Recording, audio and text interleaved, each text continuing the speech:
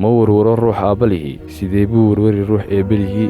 sheekh maxamed mutawalla ashcaraawi waxa uu dhashay 15 abriil 1911 waxa uu ku dhashay tuulada Daqaadoos ee degmada Dakhaliya waxa uu quraanka xifdiyay isagoo 11 jir ah 1922 waxa uu ku biiray maxadka hoose ee Zaqaaziq yaraantiisii waxa ka soo ifbaxay calaamado ku tusinaya garaad badnaantiisa waxa uu xifdin jiray gabayada maamaahyada iyo weliba xikmadaha sanadku markuu ahaa 1923 waxa uu qaatay shahaadada heerka koowaad ee dugsiga Azhar isagoo u gudbay dugsiga sare waxaana siyaaday xiisihii iyo hilowgii uu hayay gabayada iyo murtida wuxuuna kasbaday qulubta saaxiibadiisa waxa ay u doorteen gudoomiyaha ardayda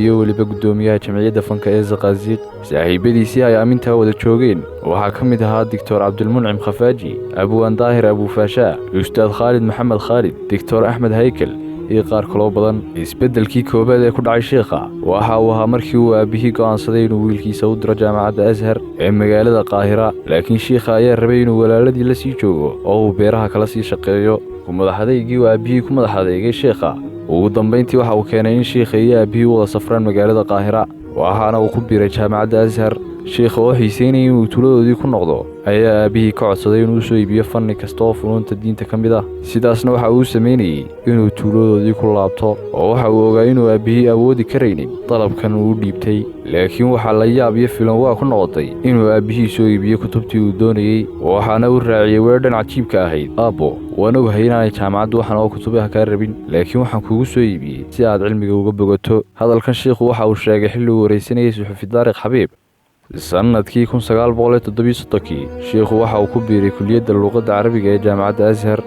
waxaana sheekhu ka soo shaqeeyay dhaqdhaqaaqyo amba xarakaadyo badan sida xarakada wadaniga wal xarakada asariya iyo dhaqdhaqaaqii iska caabinta gumaysiga kuwaasoo soo saari jiray qoraallo lagu dhaleecaynayo lagana soo horjeedo gumaysigii Ingiriiska ee markaa haystay dalka Masar sheekhu waxa uu muxaadarooyin ka geli jiray barxadaha Azhar iyo maxadka Zaqaaziq taas oo keentay in dhowr jeer la xidho waxaana uu ahaa gudoomiyaha ardayda 1934 sheekhu waxa uu guursaday in aabihii u dooray waxaana uu Ilaahay ku arsaaqay 3 wiil oo kala ahaa Saami Cabdiraxiim iyo Axmed iyo 2 gabdhood oo iyaguna kala ahaa Faatima iyo Saalixa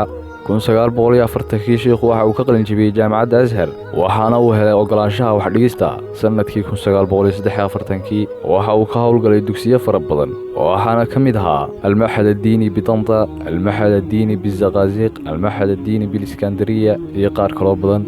kadib markii uu qaatay khibrad wax dhigis oo ku filan waxa uu kicitimay dhanka iyo boqortooyada Sacuudi Carabiya waxaana uu bar jaamacadeed ka noqday Qura isagoo oo dhigi jiray shariicada Islaamka waxaana khasab ku noqotay inuu dhigo maadada caqiidada inkastoo uu takhasuskiisu ahaa maadada carabiga waxa uu guul weyn ka gaaray dhigidda maadadaas taas oo keentay inuu ka saro maro macallimiintii jaamacadda ay wada dhigi jireen sanadku markuu ahaa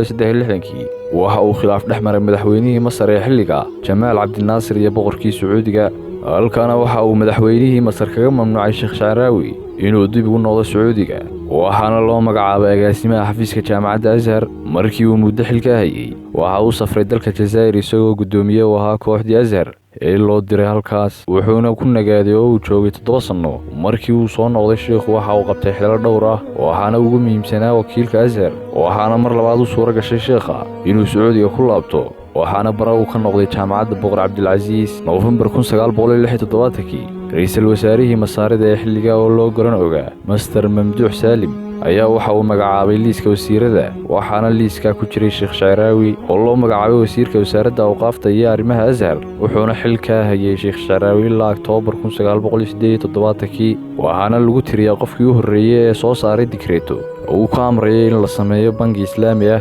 waxaana la aasaasay bangiga Faysal ee Islaamiga sanadku markuu ahaa 1987 waxa loo doortay xubin ka mid ah golaha luqadda carabiga sheekhu waxa uu qoray kutub fara badan waxaana ugu caansanaa kitaabkiisii tafsiirka ee uu sida cajiibka ugu fasirayay Quraanka Kariimka waxa uu geeriyooday 17 Juun 1998 Allah u naxariistee hadaladiisii dhaxalgalka ah iyo xikmadihiisii uu ka tagay waxa ka mid ahaa ma warwaro ruux aabbalihi sidee buu warwari ruux eebbelihii